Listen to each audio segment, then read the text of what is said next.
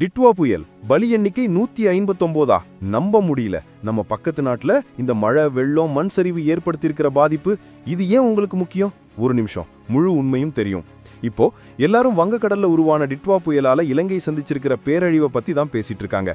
வரலாறு காணாத மழை, வெள்ளம், மண் சரிவுன்னு நாடு முழுக்க அவசர நிலை பிரகடனம் செய்யப்பட்டிருக்கு. ஆனா உண்மை என்னன்னு தெரியுமா? உயிரிழந்தோரோட எண்ணிக்கை 159 தொற்றுக்கு, காணாம போனவங்க எண்ணிக்கை 191க்கும் அதிகமா இருக்கு. 7.74 லட்சம் மக்கள் பாதிப்பை சந்திச்சிருக்காங்க. இது ஒரு சாதாரண வெள்ளம் இல்ல நண்பர்களே. முக்கியமா கண்டி, பதுளை மாகாணங்கள்ல மட்டும் 52 பேர் பலியாகியிருக்காங்க. வீடுகள் அடித்து செல்லப்பட்டு மின்சாரம், விமானம், ரயில் போக்குவரத்து எல்லாமே முடக்கி போயிருக்கு. இந்த துயரமான நிகழ்வு இயற்கையின் சீற்றம் எவ்வளவு கொடூரமானதுன்னு காட்டுது.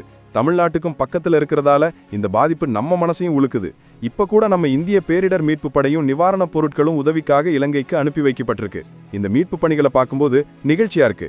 அனுராதாபுரம் பகுதியில வெள்ளத்துல சிக்கின ஒருத்தர் மரத்துல ஏறி உயிருக்காக போராடி இருக்காரு. அவரை ஹெலிகாப்டர்ல வந்து விமானப்படை வீரர்கள் காப்பாத்தி கூட்டிட்டு போற வீடியோ இப்ப வைரல் ஆயிருக்கு. அடடா, இதுதான் உண்மையான உயிர் போராட்டம். அதே போல தீயப்பெதும்பு பகுதியில சிக்கிய ஒரு பெண் 2 சிறுமிகளையும் காப்பாத்திருக்காங்க. ஐயோ, ரொம்ப கஷ்டமான சூழ்நிலை. இந்த புயல் இலங்கையோட வரலாற்றிலே பதிவு செய்யப்பட்ட ஒரு மிக மோசமான இயற்கை சீற்றம்னு அதிபர் அனுராக் குமார் திசநாயக்கவே அறிவிச்சிருக்காரு. இந்த பேரிடர் இலங்கையோட பொருளாதாரத்தையும் சமூக அமைப்பையும் ரொம்பவே பாதிக்கும். பாதிக்கப்பட்ட மக்களுக்கு உலக நாடுகள் இன்னும் அதிகமா உதவி செய்யணும். அவங்க மீண்டு வர நமக்கு சப்போர்ட் தேவை. இலங்கைக்கு இந்தியா இன்னும் என்னென்ன உதவிகளை செய்யலாம்னு நீங்க நினைக்கிறீங்க? உங்க கருத்தை கமெண்ட் செக்ஷன்ல சொல்லுங்க. இந்த செய்தி எல்லாரையும் சேர லைக் பண்ணிட்டு ஷேர் பண்ணுங்க. 159 உயிர்கள், இவங்களோட இழப்புக்கு நம்ம எல்லாரும் ஆறுதல் சொல்லணும்.